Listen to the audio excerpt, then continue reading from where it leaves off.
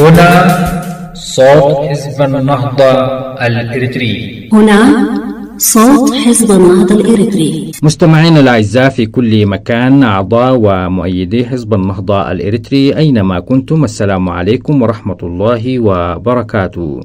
من القسم العربي في إذاعة صوت حزب النهضة الإريتري، صوت النضال المستمر حتى تحقيق أهداف شعبنا في العدالة والديمقراطية، نهب بكل مواطن إريتري حر في داخل إريتريا أو خارجها أن يكون قلعة حصينة في التصدي والصمود، وصوتا مدويا بالحق في وجه عصابات النظام الدكتاتوري الإريتري الذي يعبث بمستقبل شعبنا وأرضنا. القسم العربي في إذاعة صوت حزب النهضة الإريتري، منبر الحزب وصوت المستضعفين من أبناء شعبنا، يأتيكم في أيام الاثنين والجمعة باللغة العربية، وكذلك أيام الثلاثاء والخميس باللغة التجرينية من كل أسبوع من إعداد مكتب إعلام الحزب.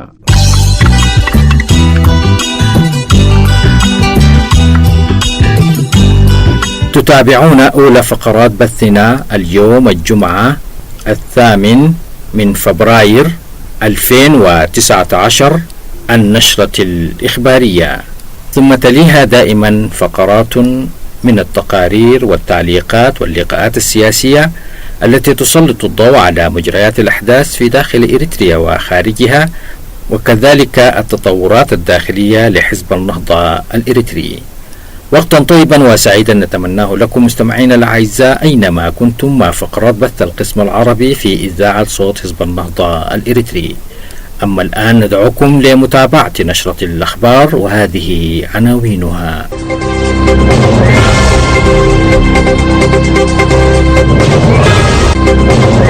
الرئيس السوداني البشير يعلن فتح الحدود مع إريتريا بعد عام من الإغلاق، وحكومة كسلا تشرع في تنفيذ القرار.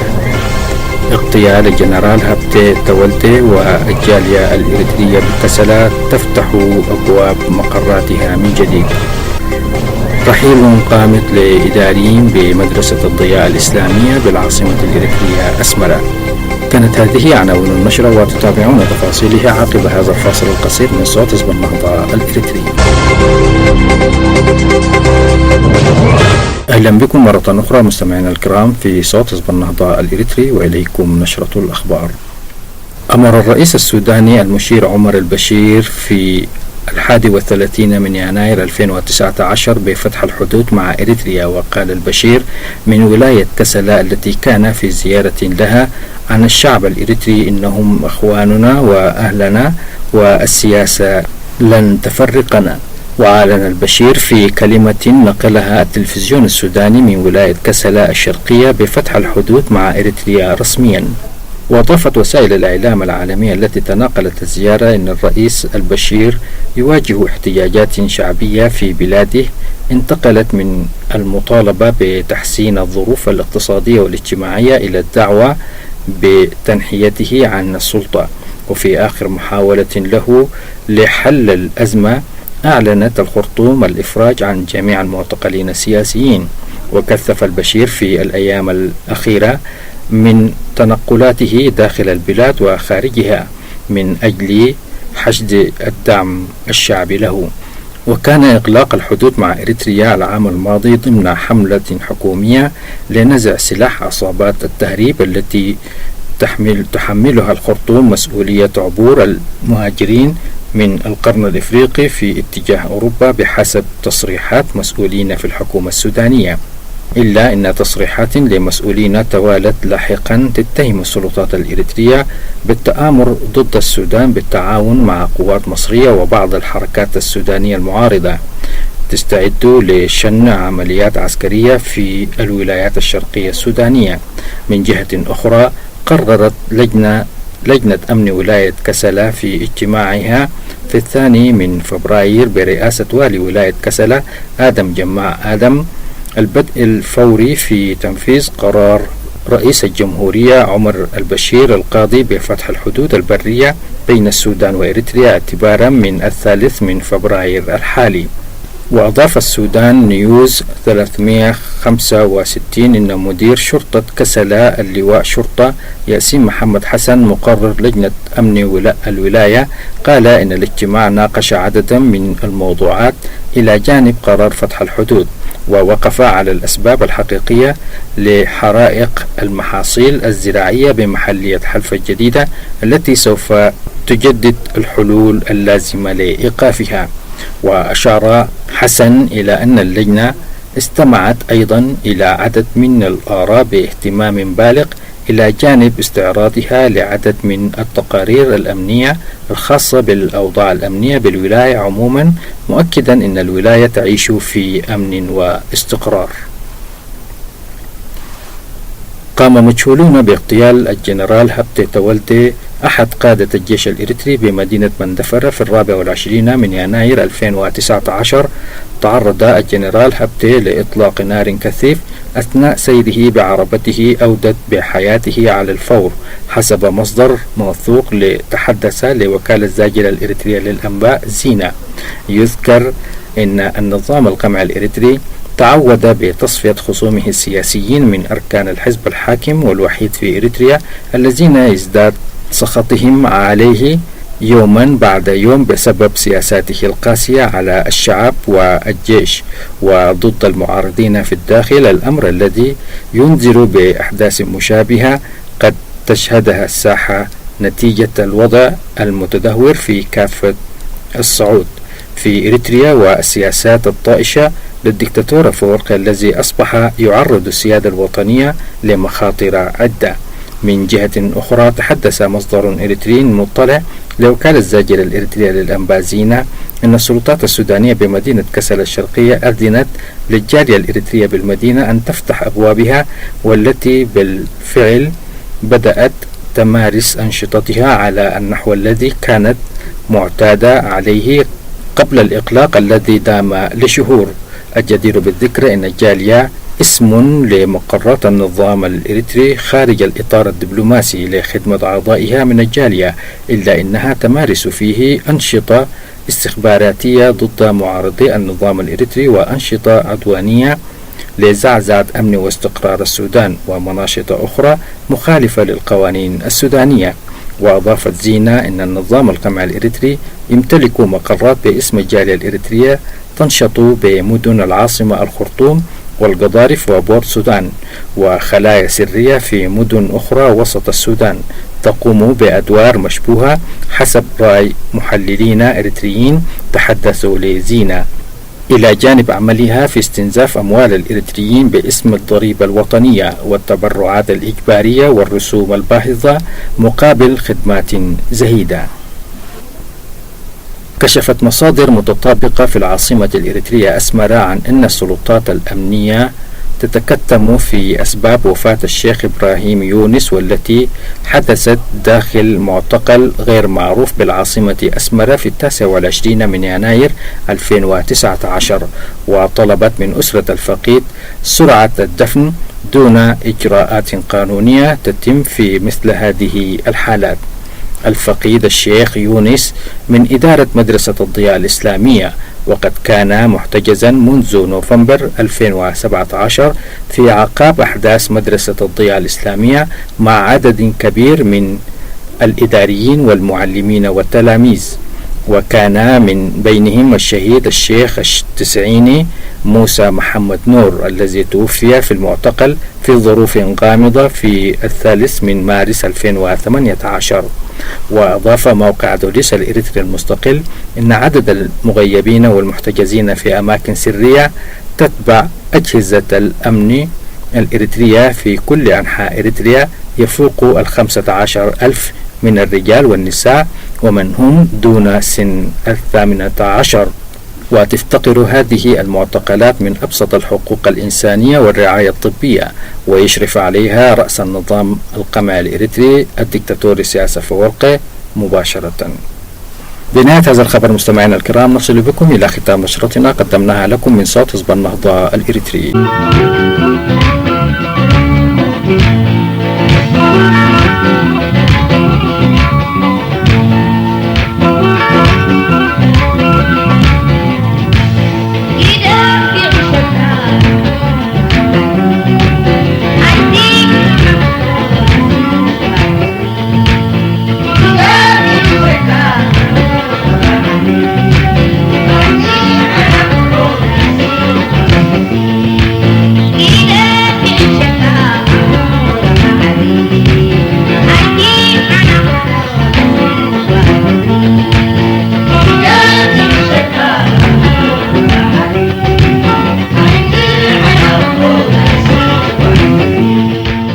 نجدد لكم التحية مستمعينا الأعزاء من القسم العربي في صوت حزب النهضة الإريتري. وفيما يلي تتابعون مقالا بعنوان الذكرى 44 لحصار العاصمة أسمرة من قبل الثوار الإريتريين بقلم الدبلوماسي الإريتري السابق علي محمد صالح.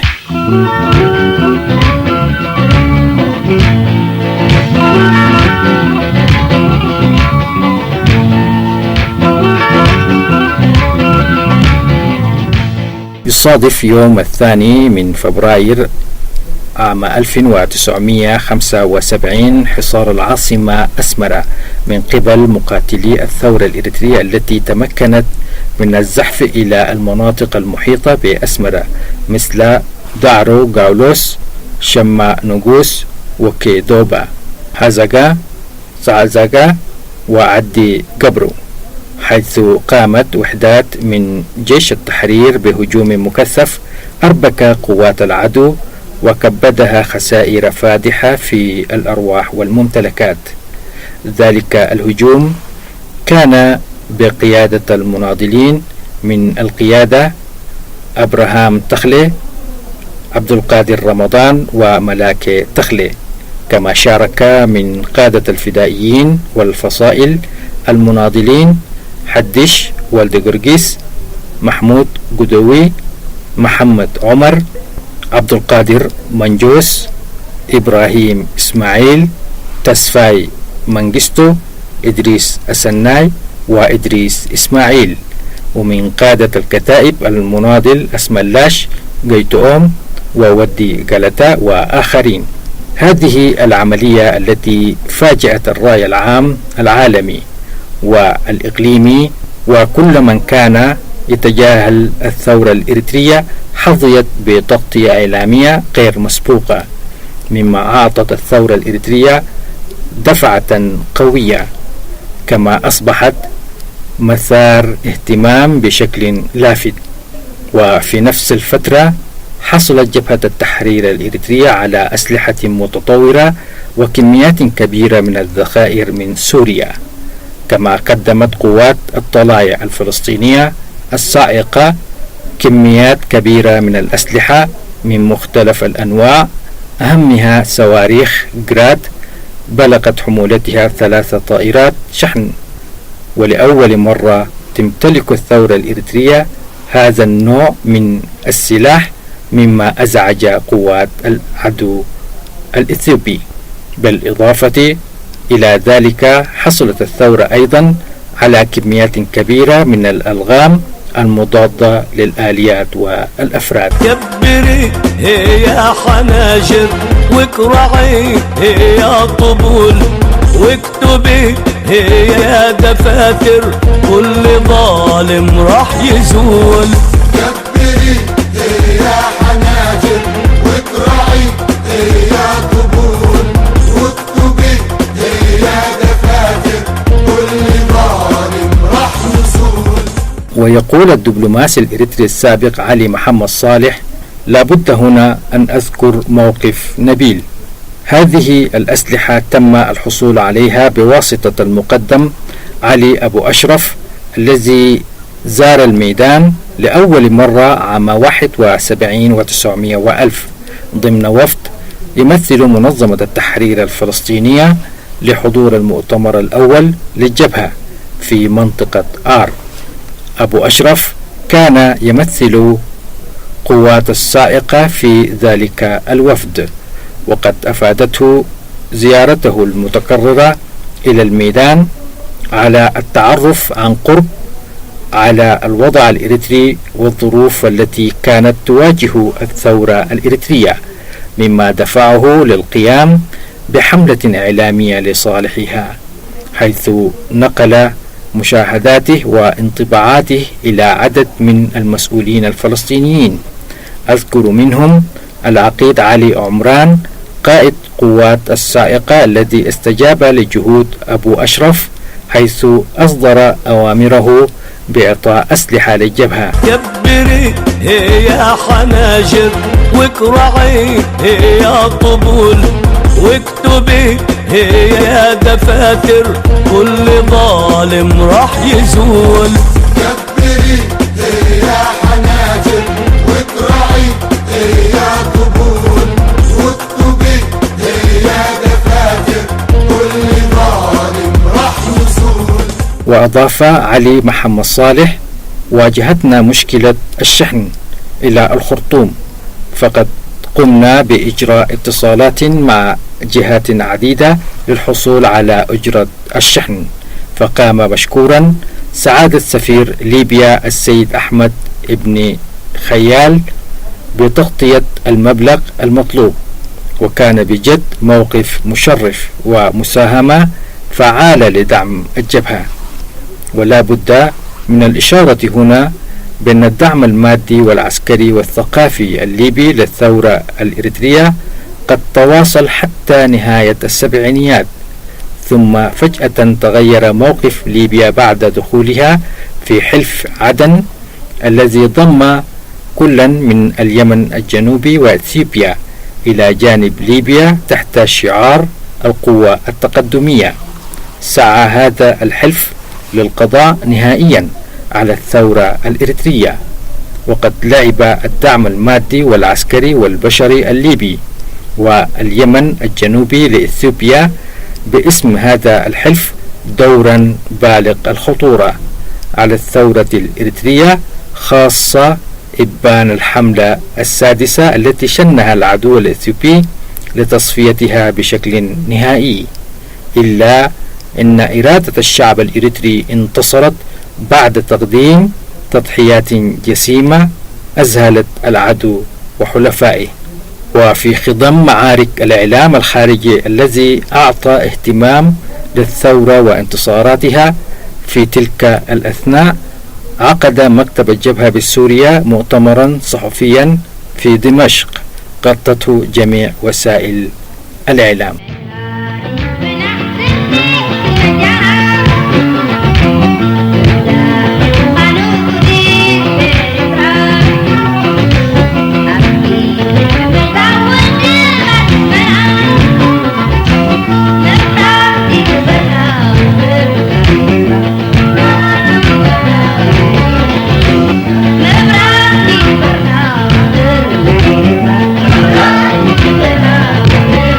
Thank you.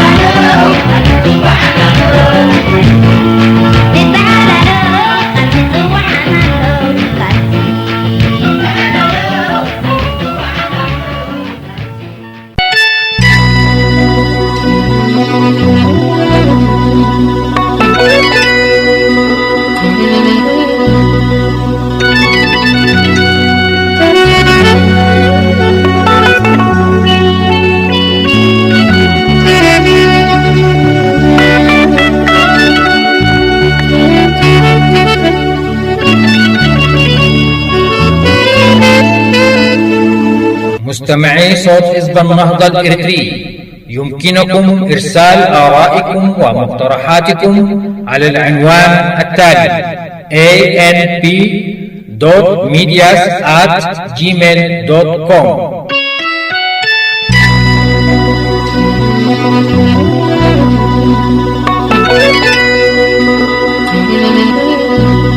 كما يسعدنا مستمعينا الأعزاء أن نرد على كل مقترحاتكم واستفساراتكم بكل اهتمام وتقدير.